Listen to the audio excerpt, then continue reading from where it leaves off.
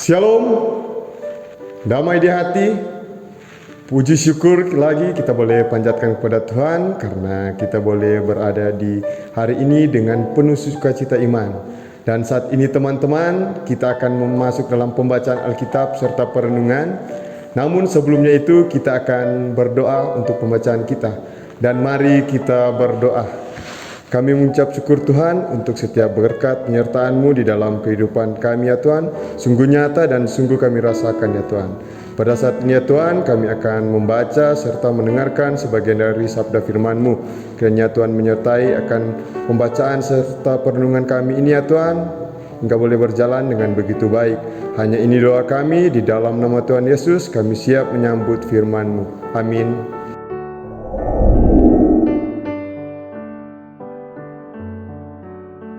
Saat ini kita akan membaca pembacaan Alkitab kita di malam hari ini. Dan pembacaan kita di malam hari ini terdapat dalam 1 Petrus 4 ayat 7 hingga ayatnya yang ke-19. Sekali lagi pembacaan kita di malam hari ini terdapat dalam 1 Petrus 4 ayat 7 hingga ayatnya yang ke-19. Dan ada dua perikop untuk pembacaan kita di malam hari ini. Perikop pertama ialah hidup orang Kristen. Dan perikop yang kedua, menderita sebagai Kristen. Kita mulai. Kesudahan segala sesuatu sudah dekat. Karena itu kuasailah dirimu dan jadilah tenang supaya kamu dapat berdoa. Tetapi yang terutama, kasihilah sungguh-sungguh seorang akan yang lain, sebab kasih menutupi banyak sekali dosa.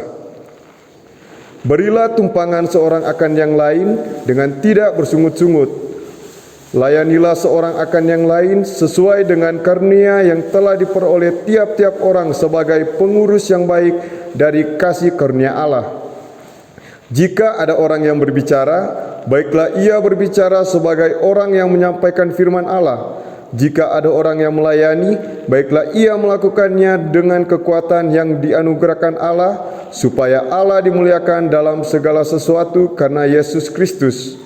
Ialah yang mempunyai kemuliaan dan kuasa sampai selama-lamanya. Amin.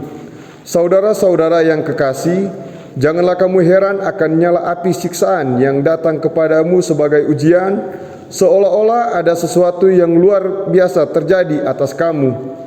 Sebaliknya, bersukacitalah sesuai dengan bagian yang kamu dapat dalam penderitaan Kristus, supaya kamu juga beroleh bergembira dan bersukacita pada waktu Ia menyatakan kemuliaannya. Berbahagialah kamu jika kamu dinista karena nama Kristus, sebab roh kemuliaan yaitu roh Allah ada padamu.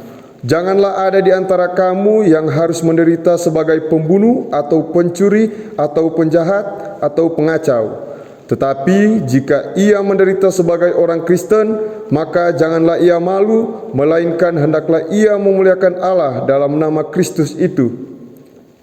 Karena sekarang telah tiba saatnya penghakiman dimulai, dan pada rumah Allah sendiri yang harus pertama-tama dihakimi.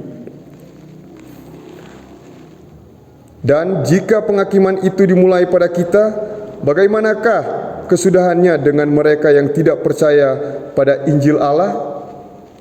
Dan jika orang benar hampir-hampir tidak diselamatkan, apakah yang akan terjadi dengan orang fasik dan orang berdosa? Karena itu, baiklah juga mereka yang harus menderita karena kehendak Allah, menyerahkan jiwanya dengan selalu berbuat baik kepada Pencipta yang setia. Demikianlah firman Tuhan kita di malam hari ini, dan kita ikuti renungan kita di malam hari ini.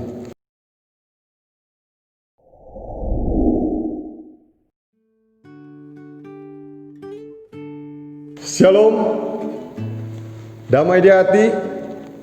Puji syukur kita lagi boleh berada bersama-sama dengan seluruh teman-teman yang lain. Meskipun peribadatan kita masih dalam bentuk kelompok yang kecil, tapi tak mengapa karena kita memuliakan akan nama Tuhan. Teman-teman yang dikasihi oleh Tuhan kita Yesus Kristus, untuk tema perenungan kita di malam hari ini, disiplin diri. Rasul Petrus menuliskan, kesudahan segala sesuatu sudah dekat. Artinya bahwa Kristus akan segera datang kembali untuk membaharui dunia. Kristus adalah Alfa dan Omega, yang awal dan yang akhir. Ia adalah sumber kehidupan Sang Pencipta. Petrus menasihatkan jemaat agar menguasai diri, menjadi tenang dan tetap berdoa. Menguasai diri dapat berarti menerapkan disiplin diri dengan berpikir positif, menahan emosi dan melakukan meditasi. Ini dimulai dari diri sendiri dan diterapkan dalam ranah terkecil, yakni keluarga. Waktu itu jemaat berada pada kehidupan penantian kedatangan Kristus yang kedua kali.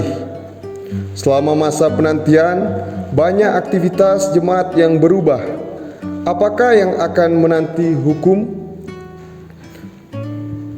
Teman-teman yang saya kasih dalam Tuhan kita Yesus Kristus, pada saat ini mungkin kita sedang terombang-ambing dengan wabah virus COVID-19.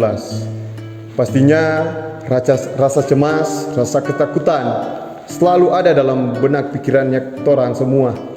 Maka dari itu kita harus memperkuatkan iman kita, iman percaya kita kepada Tuhan. Karena ketika kita memperkuat iman orang, maka Tuhan Yesus pasti akan menolong orang. Ada satu kisah di mana tentang angin ribut diredakan.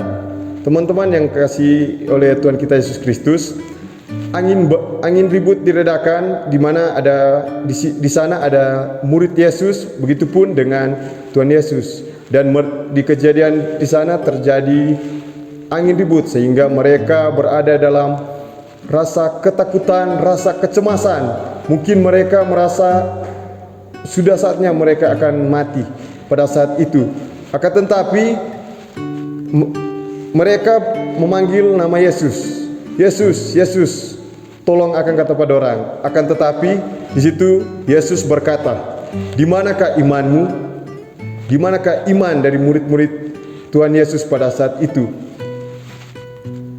Kisah itu juga boleh kita sandingkan dengan kehidupan nyata orang sekarang, teman-teman. Karena di saat ini mungkin orang rasa takut akan virus COVID-19.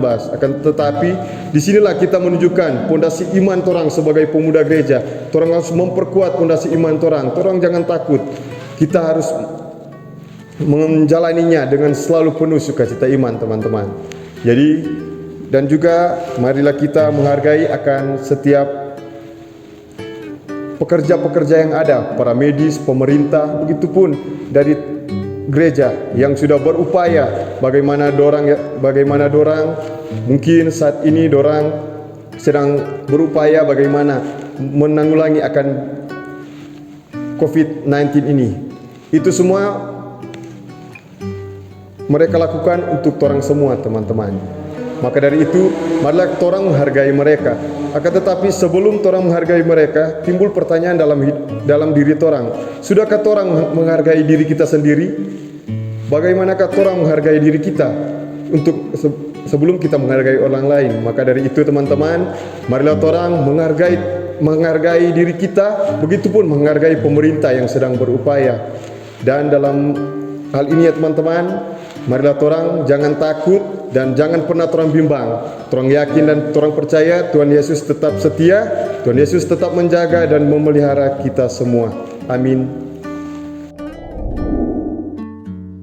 Ya, demikianlah firman Tuhan kita di malam hari ini, dan mari kita masuk dalam doa dan kita berdoa. Kami bersyukur ya Tuhan untuk berkat penyertaan-Mu di malam hari ini ya Tuhan. Sungguh nyata dan sungguh kami rasakan, dan ya Tuhan, terima kasih karena tadi ya Tuhan kami sudah boleh membaca serta mendengarkan sebagian dari sabda firman-Mu. Kiranya firman-Mu itu ya Tuhan tidak lalu dengan sia-sia, melainkan boleh teraplikasikan dalam kehidupan kami. Ya Tuhan, ajarkanlah kami untuk kami ya Tuhan boleh menghargai diri kami. Begitupun kami mampu juga untuk menghargai orang lain. Terima kasih banyak ya Tuhan, hanya doa kami di dalam nama Tuhan Yesus kami bersyukur kepadamu. Amin.